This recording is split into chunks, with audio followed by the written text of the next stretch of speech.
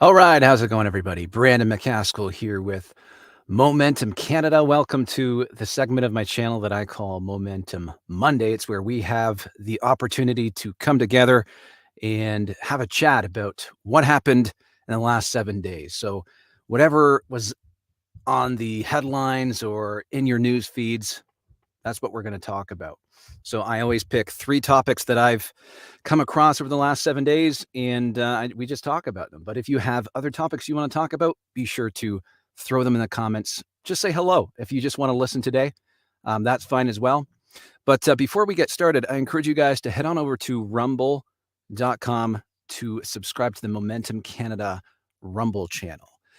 Now, in the last couple, a few weeks ago, Momentum Canada received a strike. It ended up being repealed. I sent a submission, complaining about the falsities of, they essentially accused me of talking about U.S. election integrity, which I didn't. And it took them 3 weeks to come up with the solution, which ultimately was in my favor. So they removed the strike. But during that time, there was a 7-day period where I couldn't go live. So that's the value of being on Rumble, so that I can continue to talk to you guys, still have the conversation going. All right. So just make sure you're subscribed over there, Momentum Canada. And yeah. So let's get started here. Today on the doc, we're talking about Katie Telford. Now, she's the chief of staff for the government of Canada, and she was essentially forced by the NDP and the Conservative Party. They put pressure on Justin Trudeau to let her testify about whether or not or how much information and when Justin Trudeau knew about election interference from Beijing or China. They're all saying Beijing because everybody's afraid of saying China, but I'll say China. Now, that was a few weeks ago. Now, when they pressured Justin Trudeau into allowing her to testify, right off the bat, I was just like, okay, well, this is giving them time to come up with the political jargon that comes with these politicians that appear to be telling they want people to believe that they have the best interest of the Canadian people. But when it comes down to it, they're just playing this game, and that's just kind of the dirty nature of politics. So before we get started here, Mark is in the comments. He says, hey, Brandon, or hi, Brandon. Hey, Mark, I hope you're doing well. We're just getting started here. I hope you have your coffee ready to go. We have a lot to talk about today. And now the title of this video, the title of this stream is The Useless Testimony from Katie Telford. Now, what I should have put on this is a question mark.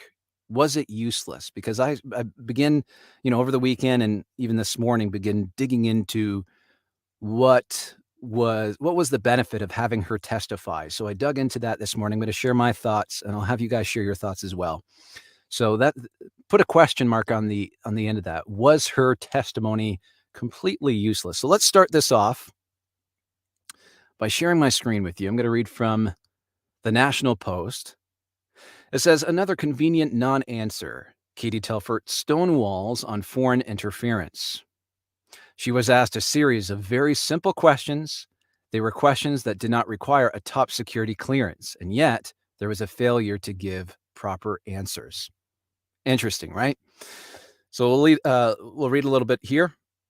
Ottawa, the Prime Minister's Chief of Staff, Katie Telford, finally appeared before a parliamentary committee examining foreign interference in Canada's electoral system on Tuesday. But despite testifying for over 2.5 hours, ultimately said very little that shed any light on the matter.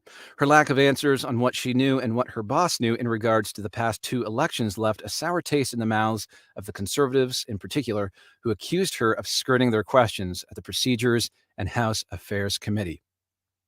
Telford, on the other hand, left the committee room with a smile on her face. MPs tried to pin Telford down on several issues that made headlines in recent months, but she consistently said she could not reveal but she was told in classified briefings due to security considerations.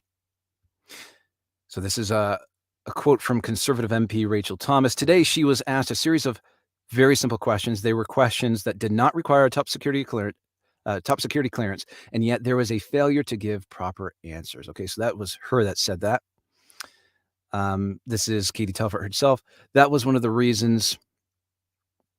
Sorry, let me read this first. Telford responded that Thomas could have written her statement before the meeting even started. That was one of the reasons that I was concerned about, and I think many were concerned about whether or not it was the appropriate thing for me to be coming to this committee, Telford testified. Telford cautioned in her opening statement that she receives intelligence but doesn't collect it, and said she is strictly limited in what she could say publicly without violating her security clearance. So she said, I can't provide information about what I have or have not been briefed on in an intelligence setting, in a public setting, she said. Publicly disclosing what our intelligence agencies know or how they come to know it can imperably harm Canada's national interests and put people's lives in danger. Interesting. That's very, very interesting point of view. So you guys can read that. That's at the National Post, title Another Convenient Non-Answer. And yeah, so we'll get into this. I just wanted to kind of open it up with the National Post there. So essentially, and I'm going to try to be fair here. I see you guys in the comments. Just 1 second. Let me remove this so you don't see the ugly end. There we go. Chris says, hand pink waving. What's up? How's it going, Chris? Great to have you here. Mike Moles says, are they trying to cultivate confusion? Yeah, so that's what I want to kind of talk about here, because essentially what they're saying here is she gave as much answers as possible without breaching the national security laws.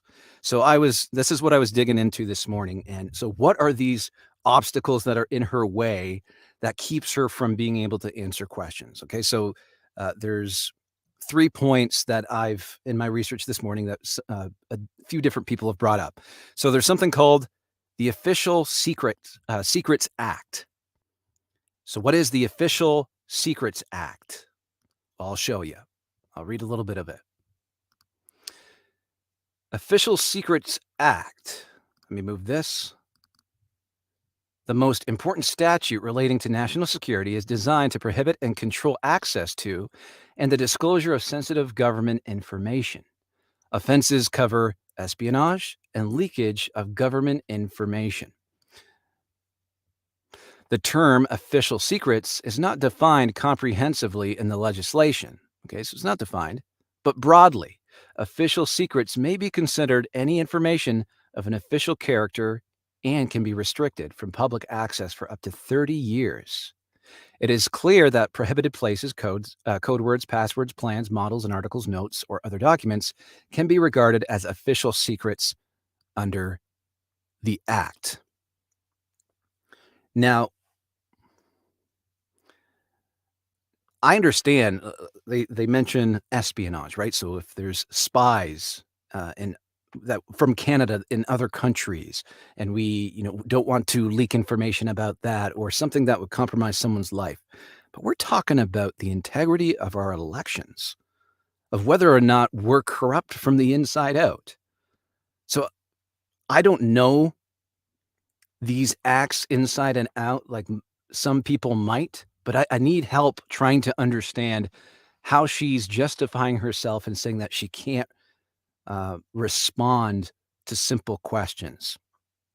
Okay, so I read that Official Secrets Act. So ask yourself, does that sound like something that prevents her from answering basic questions like, what was one of the questions? Can you confirm that Justin Trudeau read his Daily Mail that included the briefing on this?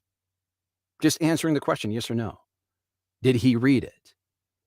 And she answered in a roundabout way. One of the things she said, and I'm going to be sharing some videos here, but she said nothing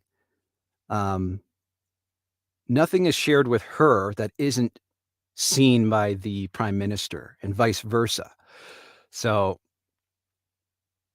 I think there was a way for her to give transparency and stay within the lines of breaching um, this Official Secrets Act. So that's one of them. To me, I don't. This is very murky. This is very murky, and I don't see anything in here preventing her. Like I don't understand how anybody's life could be at risk. Um, I mean, as you know, besides an uprising over people being angry about this, I guess. But so let's go to the next one. One of the points that was brought up as well was the Conflict of Interest Act. So, what is the Conflict of Interest Act? This I googled this, and I had to scroll down to part 1 where it talks about the conflict of interest rules. Let me just make sure that was what I wanted to read. Yeah, I think that was what I wanted to read, that heading. All right, so for the purposes of this act, a public office holder is in a conflict of interest when he or she exercises an official power, duty, or function that provides an opportunity to further his uh, or her private interests or those of his or her relatives or friends, or to improperly further another person's private interests. Number one, they're not being very careful with their pronoun usage. But number two, again, this doesn't sound like, because I think what they're getting at here is they're trying to keep these government officials separate from partisanship, to keep them separate so that there's no conflict of interest. But again, this is about the integrity of our elections. Like, to me, this is king. This is, especially since the accusation is coming from within, right? But we'll keep moving on. Let me know if this act, this Conflict of Interest Act, is a legitimate roadblock for Katie Telford to not answer questions. So what was in the next one? I forget who I was watching when they brought this up, but they said just basic cabinet confidentiality obligations. So essentially, and I had to Google that as well, it's the idea that everything that goes on in cabinet is confidential. All ministers must take an oath of solidarity declaring that they will not reveal confidential cabinet discussions. So for me, this very last part, reveal confidential cabinet discussions, that wasn't in their questions. That wasn't in their questions. And I'm going to pause to, first of all, read your guys' comments, and then we're going to play a video from some of the MPs afterwards, after the testimony from Katie Telford. Linby says, this is exactly the type and form of non-answers and non-accountability I was expecting from the so-called hearing. Telford had far too long to formulate and perfect her substance-lacking responses. Mike Mull says, Ian Stewart, the former head of the Public Health Agency of Canada, could not tell Parliament or citizens why the 2 Chinese-Canadian scientists who were fired in 2019 were fired. That's what I hear. Each of us is being asked to accept lies and corruption. The deeper you dig, the more you find. The more we let go, the more we get our noses rubbed in. The grand turd has set the precedent. If I'm ever in legal trouble, I'll demand the same right as him to appoint my own judge and jury in order to guarantee my not guilty verdict. Yeah, I think that's the main problem right here. And we're going to get to it when we play this video. There's a couple snippets that I want to play here. Just give me a moment. I'm going to take a drink of my coffee while I read over my notes here. Yeah. So I wanted to bring this up. So the takeaways, because like I said, the title of this video is Useless Testimony. But was it completely useless? Did we learn anything? This was brought up by MP. She's from Quebec, Christine, blanking on her name. I'll know in a few minutes. But she pointed at this. She said, we better understand the process of how information is submitted to the Prime Minister. And we also know nothing is hidden from the Prime Minister. Like she testified, she said, nothing that she receives doesn't get seen by him. So that was just speculation, but now we know that. We know that. But we still don't have information as to who's deciding what information is credible and who's deciding on the steps to be done with that information. Okay. So yeah, that's, I actually have her name written down here. Miss MP Christine Normandin. Normandine? It's French. So let's play that from her. I need to switch screens here. Just bear with me. Mark says, smoke show from politician again. If it continues like that, all Canadians will end with lung cancer. Yep, we learned it's just another illegal thing Trudeau is going to get away with. Yeah, it's a good point. All right, so it's the YouTube video. There we go. Okay. All right. So I need minute 355. Let's find 355.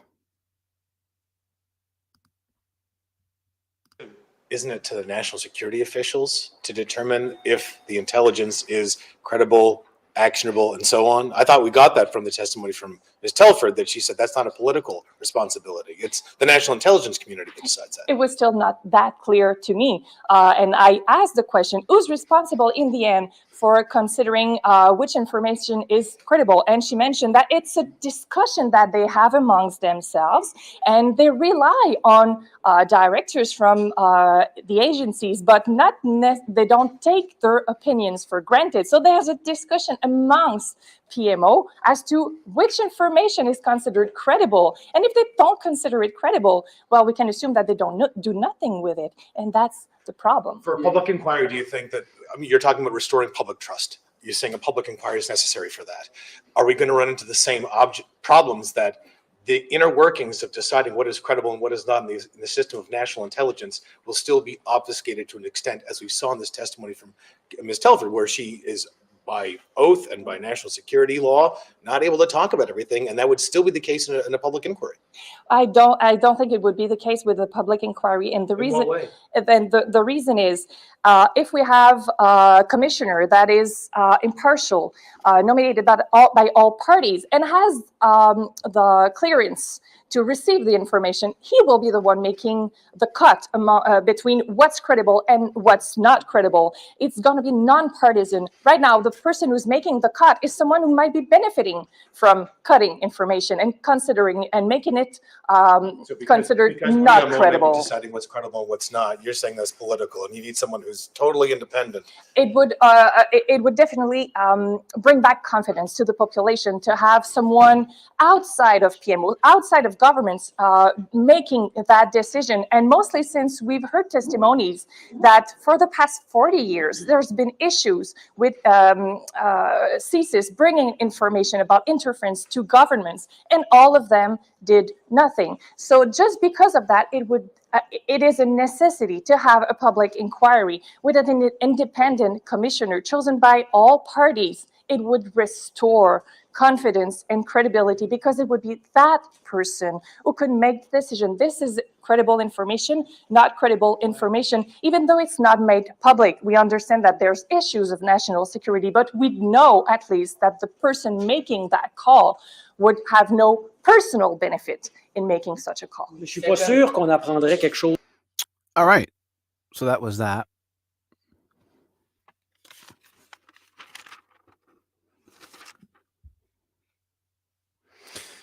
Yeah, so you nailed it in the head. I think it was Lynn B that you pointed out that it's the baseline problem is it's the investigators investigating the investigators.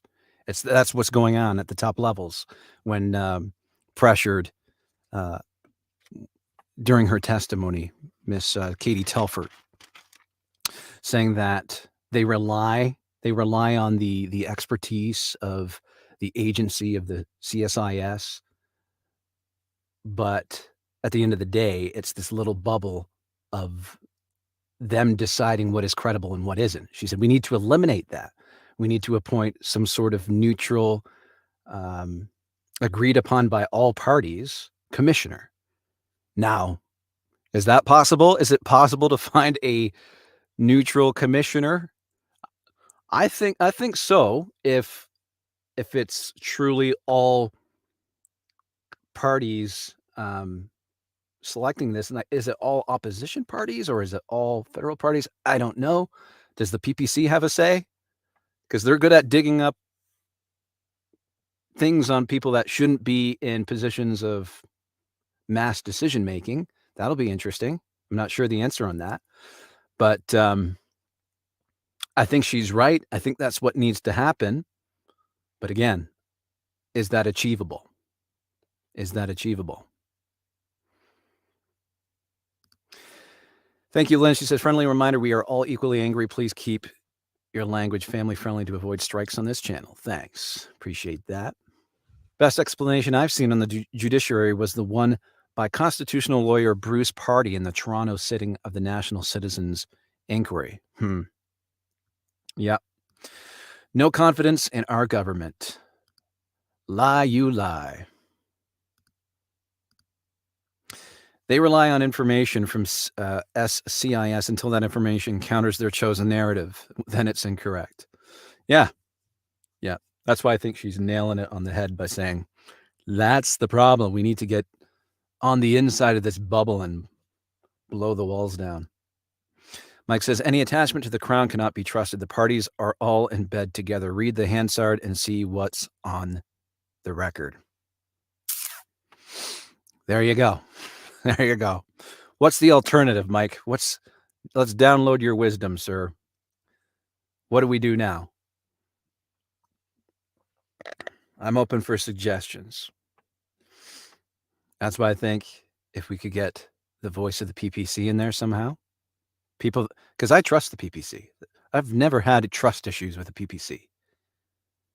If we can get all voices on the selection of this commissioner that they're after, I think that could be good. We'll see. We'll see what they come up with. But the nature of politics seems to be this unending frustration of crimes being hidden, red tape being in the way or being in the way. So I want to play cut 850. Let's go to cut 850 on that same video. And I believe, yeah, Michael Barrett, I believe his name is. So 850, where are we here? Good afternoon. So 2.5 hours of testimony from the Prime Minister's Chief of Staff. She was called here in response to the committee's request for answers on behalf of Canadians. Since November, parliamentarians and Canadians have been looking for transparency about what the Prime Minister knew and when he knew it about foreign interference by Beijing in our democracy. And here we are, all these months later, and we've withstood filibustering by government Liberal members for weeks. We've had the Prime Minister go through his regular range of initial denials and then some acknowledgements. And then we finally have Ms. Telford here today for 2.5 hours. And this is this Chief of Staff who has been joined at the Prime Minister's hip since 2013. She confirmed today that there's nothing that she receives that the Prime Minister doesn't see, and vice versa. But when asked about basic details, including about documents that have been tabled with this committee, about foreign interference briefs given to the Prime Minister in his daily reading package, she was unable or unwilling to even acknowledge that the Prime Minister had read what was in his daily reading package. See, I don't see how a very basic question like that is a danger to national security if she answered yes or no. I think that's BS. That's just my honest opinion. Just yes or no, did he read it? Whatever you received, did he read it? So, yeah. So it's a continuation by the Liberals to hide the truth from Canadians about what they knew about foreign interference by Beijing into our democratic process. And we continue to be resolute that a open, transparent process is required. And what we saw from the Prime Minister's Chief of Staff today was was not transparency, and it was not openness, and it was not sunlight as they promised in the past. So we're going to continue to demand answers from this government. Obviously, the Prime Minister's Chief of Staff is not where we're going to get those answers, but an open, transparent public inquiry, and not one that's been, coached, where the Prime Minister has the opportunity to coach an advisor on what the best process would look like for the least possible political damage for him. All right. So, question for you guys: was she able to answer and just unwilling, or did she legitimately have roadblocks that prevented her?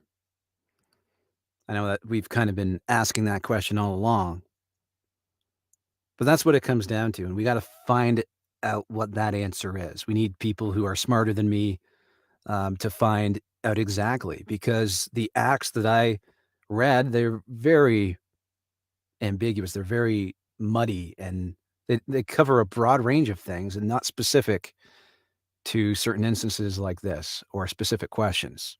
Like what's the line? What questions can she answer? So how is that determined? My gut is saying that she's just not willing. She wasn't willing to do the best she could to give adequate answers. So, yeah, those are my thoughts. I think before I move on, actually, let me play the last little piece here. This is from cut 1729. So let's find that one here.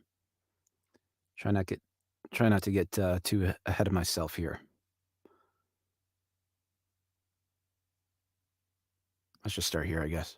Staff wasn't able to speak to that. And to give you an example of how unbelievable her responses are, she couldn't even tell us what her job title was during the 2019 election.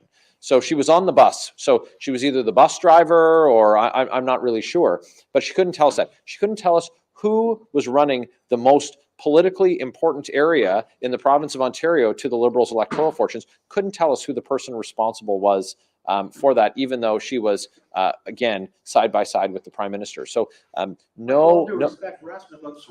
And it gets interrupted by a reporter. But anyways, final thoughts. I think the public inquiry would be a beneficial thing. Now, I know we have our opinions on the corruptness that runs deep in all parties. But again, I think as long as all parties are welcome to select this person, I don't think that would be the case. So that's the troubling part, because I think you would have to have members of parliament to be the voice of the people, right? So we're in a pickle, aren't we? We are sure in a pickle. This country is so tangled up in its frustrations, really. And it's just, I'm running out of things to suggest and to have an opinion on, because everything's just so messy. Here, let me remove this and have a chat with you guys. Mike says, we've got the NCI going right now. What's wrong with that? The solution: people need to take to the streets and link arms and not budge until we get some semblance of accountability. Yeah, I agree with that. Yep. Peaceful protest. Unwilling verbal salad. Time-wasting salad. Yeah, I agree with that, Valerie. Mike Mull says, these PC MPs are also puppets. Why are they not speaking in the House, on the record, to call out the real issues involved? The Telford business is a distraction. That's why the PCs speak on it.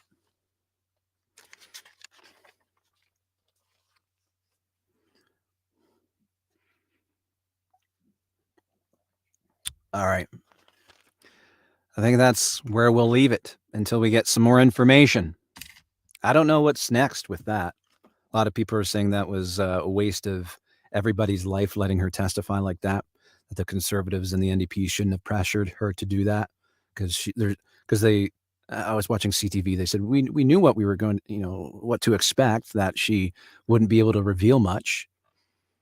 But I think what was revealed is that it does need to be a public inquiry. Somehow get to the possibility of it being fair. But that's where my brain just goes, because how are we going to make it fair? How are we going to select someone that's not in a globalist pocket? Because it just seems to be everywhere. If you guys want to vote me, I'll do it. I'll do it. I'll be that. I'll be the commissioner. Can you imagine? Oh man, there would be some heads rolling for sure. Lemby says you missed mine above the deleted comment. I'm not sure what you're referring to. Is it this one? Right and left are two wings of the same evil and corrupt government vulture. PPC libertarian is our only solution out of this mess, but people have been brainwashed into supporting the uniparty. Yep. Like I said, it's a big old mess. Big old mess. We're divided. We're corrupt. Not a whole lot of answers. Not a whole lot of answers. Because for every answer you have, somebody's got a rebuttal to that. That's how it seems to be. Doesn't matter what you say. It's just like, well, blah, blah, blah, blah, blah. I agree with you guys. I agree with you. Yep, 100%. But let's leave that for now. We'll see what comes of that. Let's move on to BudLight. Now, recent controversy. This has been everywhere. The memes, some of them are just hilarious. Some of them are, I wouldn't have said that, but it's certainly making its rounds over this Dylan Mulvaney BudLight sponsor. And it's kind of, for me, it's kind of funny that BudLight has lost $5 billion during this entire campaign, which hasn't been live for too long. So let me close some things here so I can share it with you. Boom, boom, boom. All right. Yeah. So if you don't know who Dylan Mulvaney is, you are a lucky soul, and I'm sorry to have to introduce you to this person. So let me share this Chrome tab with you.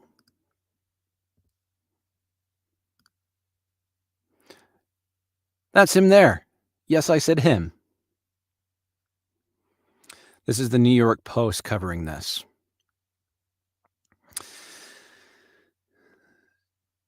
I think you pronounced that Anheuser or Anheuser. I'm not a drinker, so forgive me if I'm not pronouncing any of these names right. So Anheuser-Busch loses more than $5 billion in value amid Dylan and Mulvaney BudLight controversy. So I'll play a little video to give you kind of a download as to who this person is.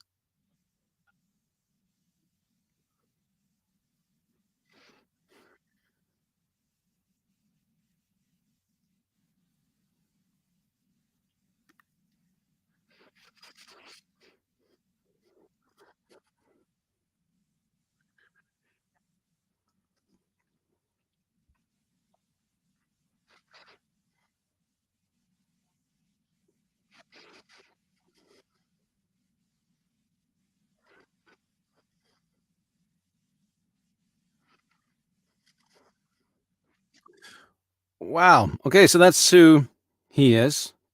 Forgive me while I do some math here. So she's celebrating 365 days of being a woman. 365. My wife has been a woman for 31 years. So she's on her 11,315th day of being a woman, and she's not getting her face plastered on big brands. Seems a little unfair to me. But yeah, the interesting thing about this, because I've been kind of gauging the opinions on both sides. I watched the Joe Rogan response to this. He's always got someone on there that's pretty funny. Has a funny take on the current controversies. But there seems to be this this anger that on the right, that the left is condemning us for. Now, like I said, I don't drink. I've never tasted alcohol in my life, but I totally understand the frustration and anger on this side of it. And it's not so much about who this person is as a person, but for me personally, I get more than anger, it makes me sad and kind of disgusted at where we are in our culture. It makes me sad because I know how many young minds this person is influencing. And I just don't get enjoyment out of watching people's mental problems being exploited in this way. I feel the same way, regardless of what I think of Joe Biden. That's the same way I feel about how they parade him in front of people. And so, the times he can't even remember where he's at or who he's talking to, what he's saying, or he's got something going on as well. I think that's it's a form of elder abuse. So it's that emotion that I have. It's just sad. Like people are using this to exploit an ideology that really requires a lot of young people to have sit downs with their parents and be confronted on certain realities that we have in our world. So that's really what it is for me, but I do understand the frustration and the anger because people are trying to raise their kids in this culture with this stuff in their face. It's not just, you know, passerby type of propaganda. It's in your face. It's you accept this or you're A, B, and C. So our kids face that pressure, fold to that pressure, and become adopted into that way of thinking. Regardless if they want to transition themselves, they become indoctrinated into thinking that it's normal, that it's okay, when it's not. It's not. So that is that's my answer to the question, are we angry about it? That's what I asked myself in my notes. Are we angry about this? And the answer is yes. And I'll show you a video here. This is from sorry, not this one. Kid Rock reacting to it. So he took a bunch of cases of BudLight out into his field.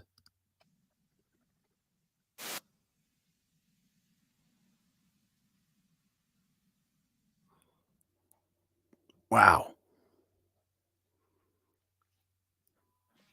Oh. So he looked pretty angry when he said that. But he also just stopped firing at least. It sounded like, how many rounds was that? 10 or 12 rounds? Yikes. But I think, let me get to your comments and then I'll keep talking here. I don't want to get too far behind.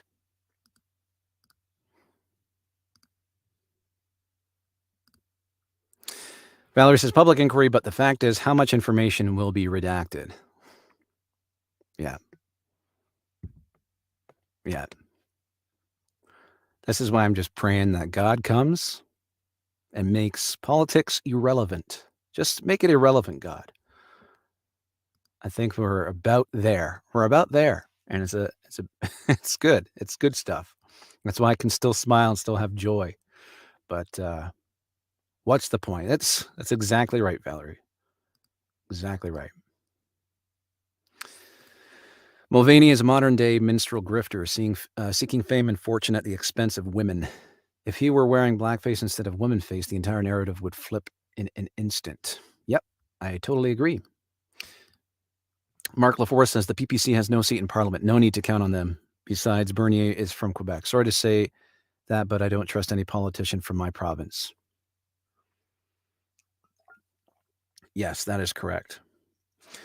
When you don't have a seat in Parliament, you probably don't have a say or are considered opposition to the ruling party. Oh, are you kidding me? No sound? Did I share something again with no sound? I keep doing that. I'm sorry, guys. No sound, but it's okay. Yeah, well, maybe that's for the better because that was the video of Dylan Mulvaney. But it is as long as you know who he is now. I just wanted to show you who he was, and it was also good for the other video because he kind of gave the camera the finger and had some colorful words. So, anywho, I'll be mindful of that. There's something weird about StreamYard, the way you share things. Some of the audio doesn't work and some of it does. It's a hard thing to balance. Mike Mull says the current CEO of Anheuser-Busch is a former CIA operative. That info was circulating on the web a few days ago. Interesting. Well, and the kind of disappointing thing is this whole boycott. They've lost the $5 billion. You're seeing the videos everywhere. People saying they're never buying Bud Light again. They're shooting up cases of it with this gun like Kid Rock. But this Anheuser-Busch is the parent company. It's like the umbrella company to so many other beverages, which I'll share with you right now. So it's not just Bud Light. They cover like Budweiser, Keith's. So all these people are saying they're not going to drink Bud anymore. Apparently they're not going to drink anymore because they own so many more brands. Beck's. I already said Keith's, Blue Dry, Blue Star, Brava, Broadington's Pub Ale, Brava Light, Bud Lime, Budweiser. Pretty sure, yeah, there's Corona. They're a huge powerhouse. So no matter how much you boycott them, I don't think you're going to bring them out of business unless you're going to stop drinking, which I highly recommend you do. It's a great life. So Kokanee, Jockey Club, Labatt.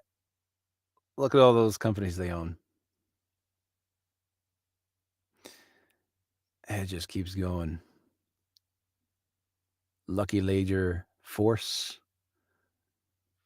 I don't know how to pronounce some of these. Michelob, Stella. Dang. If it were me, I'd be quitting drinking altogether. I just thought that was interesting. But what I think I see here is much like the trucker convoy, where a lot of people saw an opportunity to do something for it to have an effect, for people to notice. Very similarly, that's what's happened here. People saying, hey, we can do something by just withdrawing our support with our wallets. And I think that's a great way to protest something. If you're against an ideology, it's peaceful. You have the right to do it. You have the right to decide what's in your home. And it certainly made a dent. $5 billion. That is a gouge. That is certainly a gouge to Anheuser-Busch. So well done. Well done. That's how you protest. He is Mike. I'm not sure where that's... no transparency in the government. Why doesn't Trudeau just ask his mom to look into it? We need someone, not a family friend, that sat on the board of your family's foundation. But it's not his foundation, says Trudeau. Yeah, they exist, and my dad started it, but it has nothing to do with me. Right. Womanhood is not a Halloween costume or a sex to be misappropriated by men who can't cope alongside other men. Yep. Chris Freestone says, the face of crazy. Sounds better. Yeah, thanks, Lynn. You keep forgetting to share the sound portion of your videos. Yeah. I need a producer. Have you seen the movie Agenda, Grinding Away at American? Someone shared that with me. I haven't had the opportunity to watch it yet. Don't drink any. There you go. I can post the link after the live stream in the comments. Yeah, do that. Go for it. Here's the Bud CEO as a CIA operative. Too bad I can't click it.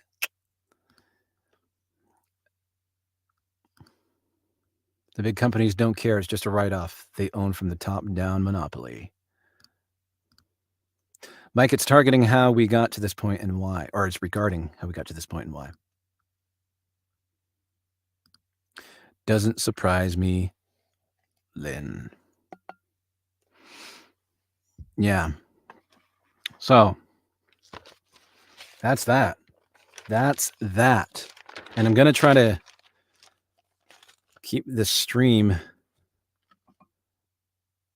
at an hour because I've been going a little too late and it kind of interferes with a lot of the other stuff I do throughout the day. So we're going to tie things up here. I want to finish this off by talking about Bill C-11. And I've made a couple of videos already on how I feel. And Mike, thank you for sharing this video with me. You shared with me Awake Canada's invitation for YouTube, well, social media freedom fighter content creators to partake in this. To me, it's a solution for Bill C-11. And the cool thing about this is essentially it's going to be an app on Roku, Fire Stick, which is Amazon, Apple TV. So much like you go into your Disney Plus, Netflix, those apps, it's going to be an Awake Canada app where you can go in and watch freedom fighting channels like this, which I think is super, super cool. And I'm going to play Dave from Awake Canada's video here in a second, but I want to encourage you guys, like Mike did. Mike reached out to me and he shared it with me, and I've been sharing it with everybody I can, everybody that I know that and have contact with. But sometimes some of these, like Mr. Sunshine Baby, Clyde Do Something, these are busy guys. They have a lot of subscribers, and they have because when you're making more money, you tend to put more effort and time and energy to your YouTube channel. So someone like me, I think I make a couple dollars every video. It's like $2 every video. So this isn't my full-time gig. When I jump off here, I do my full-time job. So I'm quite busy in that regard. But these guys like Clyde Do Something, Mr. Sunshine Baby, and there's a lot of other great guys with great channels. They're super busy, and they just, when you're getting comments from messages from your subscribers all the time, messages from me get lost. So it's hard to reach out to those types of people. I'm more easier to get in touch with, put it that way. So if you have a direct line to one of these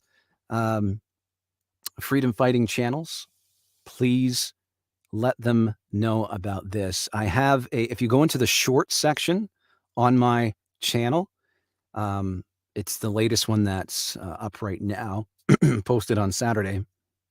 And I have a link in the bottom of that, at the top, pinned to the top of that video, that they can watch and get registered with. So let me share this video. This is from Dave at Awake Canada. This is the. I'm going to make sure you can hear audio this time. Silly me. Bam. And in this video, he's expressing his frustration with the lack of response that he's getting, because he's like, guys, you're not understanding what this actually means. So I'm trying to help him spread the message. So let's watch this. Hey guys, a little preview for you today. I'm going to show you the app, but I want to address the importance of something. I'm a little bit confused, a little bit perplexed. I knew, phase one, no problem. Built it, spent thousands and thousands and thousands of dollars for all of us. I want you to understand that, for all of us. Phase two was recruitment of content creators. I've got some great content creators on here. I hope that I don't reveal too much when I show you the preview I'm going to show you today. And then stage three, I've got the affiliates lined up. We are good to go when we go to launch this thing. And then there's advertising too, which for those that don't know me, I'm a professional internet marketer. I retired at the age of 50. I'm 55 now. So I've been retired for 5 years, living off a residual income. Before COVID, I was really kicking back and just really enjoying my life. I got involved in this because I had time on my hands. Unlike a lot of people that are working full time, they didn't have the time to investigate. And that's what led me to realize what was really going on. And then it became my duty to get involved in this movement. So I started Awake Canada. I've been a one-person team in the very beginning. I had a bunch of people helping me with the social media and stuff, but they've all branched off and they're all doing things for the movement, but just not for Awake Canada. So I'm a one-person team. I've got 200,000 followers. Now, I want you to put that in perspective. Some of these larger groups, I'm not going to name any of them, but they have teams. They have video producers. They have video editors. They have people that are doing events all over the place. I've never had any of that. And Awake Canada is almost as big as any of these organizations. I'm one person.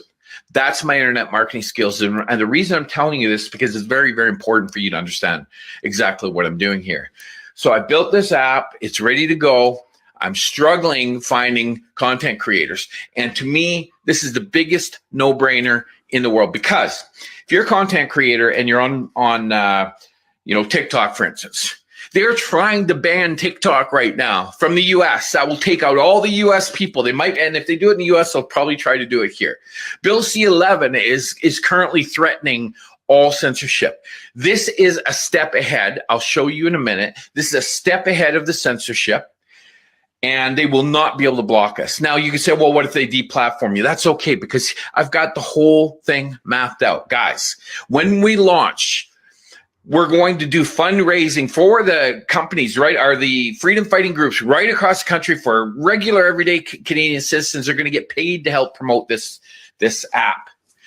The other 50% of the money is going to go into further production to make sure we don't get deplatformed. We're going to develop a freedom stick. If you don't know what that is, think of a Roku or an Amazon Fire Stick. This will be a freedom stick. It'll be hardware that we ship out, goes right into your TVs, and there's nothing you can do to censor that. The only thing you can do is shut the internet off at that house, but there's no way you're going to block a USB device plugged into your TV that connects to our servers. So it's just, this is where we're going with this. So here's the app, guys. Like I said, okay, I'm going to show this to you. Says Awake Canada Freedom TV Network. It's going to say Awake Freedom TV, uniting the freedom movement. So now I'm just going to step back and click on that. Again, the logo is going to be different. Now on mine, you see mine first here. That's just the way it's set up right now. It's alphabeticalized, and no other A's have come on board. You can see Rick Walker there from Maverick News. He's on there. And then you've got all these freedom movements. Now I'm going to go closer here, and I'm going to. There's Momentum Canada. There we are, guys. We're on a screen. We made it. Let me show you something. Okay, up here you see home, search, sort by, about us, blah, blah, blah. There's going to be a directory button there. And when this app loads, it's actually going to load on a directory page, because I want people just to see all the groups and go, oh, okay, Action for Canada, or, oh, okay, Awake Canada, or, okay, doctors or whatever, and be able to just click on that and get the information that they want to see. That way it's not some preferential system here on the home page. It's an alphabeticalized directory. People go to it and they get the information they need. Now, some of you might be thinking, well, why do this? Like, why this is online? Listen, guys, listen, because I'm telling you right now, we're going to blow this motherfucker up. Understand me. Internet marketing is my forte. I've been doing this for a very long time. We will get into millions of homes. Do not let $25 Rumble account stop you from, oh, that's too much money. Get the fuck out of town. Yeah. Okay. So excuse the language, but yes, $25 a month. I had to sign up for Rumble for $25 a month because it gives you access to the MRSS feed. You don't get access without that package. So this guy isn't taking any money from you. He's just saying you need this Rumble package in order to access that feed. So that's what I did. I got my feed all set up, sent it to him. He said, we're good to go. That's why you can see me on the screen there. If that's what's stopping you, now, if you're thinking, well, why don't I just do that? That's selfish, okay? I'm not doing this for Awake Canada. I'm doing this for all of us. Every one of you could go out and spend thousands of dollars on an app, then spend thousands of dollars recruiting affiliates, then spend thousands of dollars on advertising per day on social media, or we can work together, create one fund, 50% of it going back to you for promoting it, and the other 50% from the collaborative effort of the freedom movement to make sure we advance this baby into millions of homes, because that's where the money's going. Guys, I told you I retired 5 years ago. I drive a 2009 Ford Escape. I don't live a fancy life. I'm not doing this so I can buy $100,000 truck. I could have done that already. I could have bought a lot of things already. I am using the money from this to further the movement. I've done this one person on a shoestring budget, got 200,000 followers in Awake Canada. I'm pretty fucking good at this. I don't mean to toot my own horn. I'm trying to make this very crystal clear to you. Get in now before I'm too busy to put you in there, because I won't be hiring people unless I have to, and there's enough money to do that and it makes sense. Because I have always done every internet business I've ever created, I've made the business fund its own way and started with nothing. That's what I did here. My members, my Awake Canada members, funded the development of that app. My Awake members are going to help promote it. And then my internet marketing friends and affiliates that I've already reached out to, haven't signed them up on a link yet because I don't want anyone to jump the gun and promote something that's not ready. But those people are going to blow this up. So guys, we've got 13 channels right now. I want 50 minimum to launch. I need 37. It's taking me 1 week, one person, 1 week to get 13. At this pace, it'll be another 4 weeks for me to get 50. I need your help. If you're a content creator, get on this platform. The link will be here or on any social media platform that you're watching this video. It'll be in my profile link. Click on that profile link, submit your Rumble channel. Now, Rumble's a bit funny, and I think some people have had a few problems with this, is that you need to upgrade to the Rumble Pro, as I mentioned, but also when they do that, sometimes right immediately you go to do the feed thing that I show you in the video on the page that you're going to go to. It doesn't give that access to you right away. Don't fret. If it brings you to Rumble Player like it does for some people. All right, so he's just walking you through some technical difficulties there, but that's it. That's the base, the basis of it. Let me check out what you guys are saying here. All right. If we read our scripture, we will understand our past, present, and future. Yeah, and stay in prayer with God, right? Stay in touch. I think we're capable of doing really good things as well as bad. Humans are like that. Of course. Thank you, Lynn. Appreciate that. Got to do more than read scripture, but it's a good start. That's true. It's true. It's like reading the recipe to a cake. You can read it, but you got to put it into action if you want to enjoy the cake, right? To speak with Brandon or to tell your story, Momentum Canada's email, dearmomentumcanada@gmail.com. But yeah, thank you, Lynn, for sharing that. I think Momentum Canada, depending on how this Awake Canada thing goes, how the launch goes, if that's where my audience is going to be, guys, I might abandon YouTube because I'm so tired of jumping through their hoops. And the only reason that I wasn't on Rumble is because it's very hard to start from scratch to build an audience there. Whereas YouTube, I was fortunate enough to kind of catch the wave of the traffic surrounding the trucker convoy. That's the only reason I'm talking to you guys now. Whereas on Rumble, I would have had to start from scratch, which is a lot harder to do. Valerie says, you must monetize, Brando.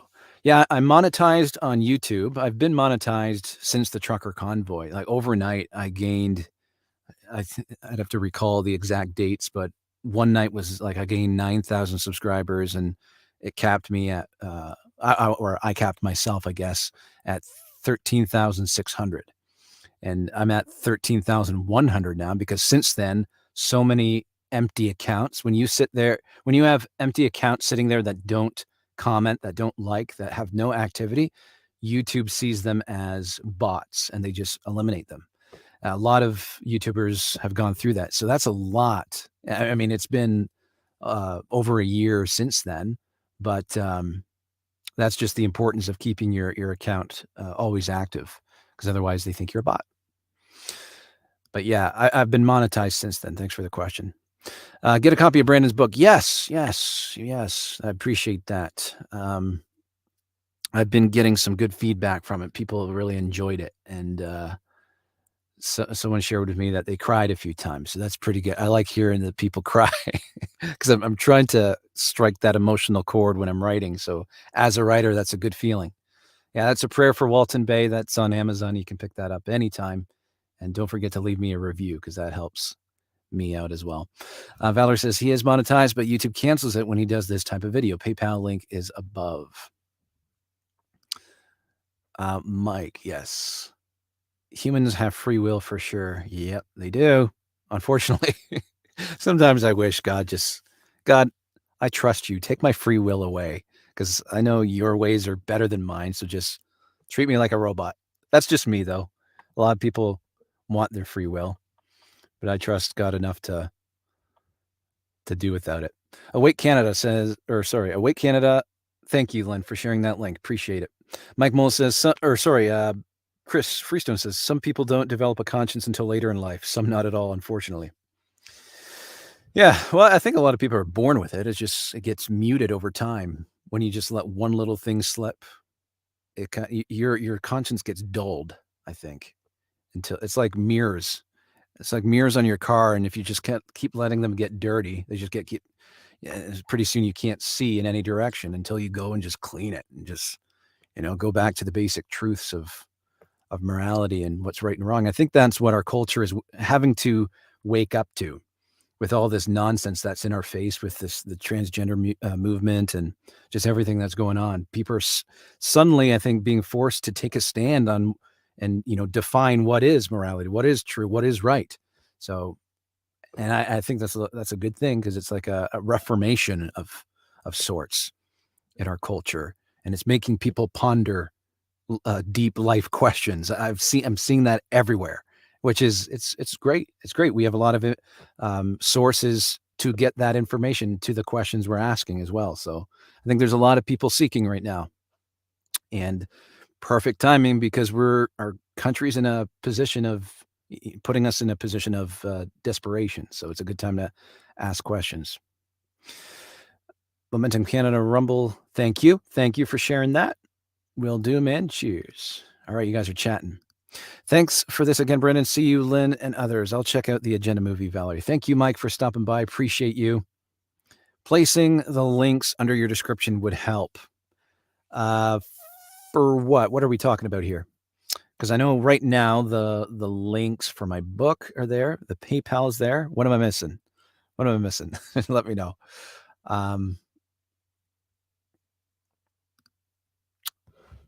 Thanks for the warning. It's like Jay Peterson, take the good and leave the bad. That's exactly right.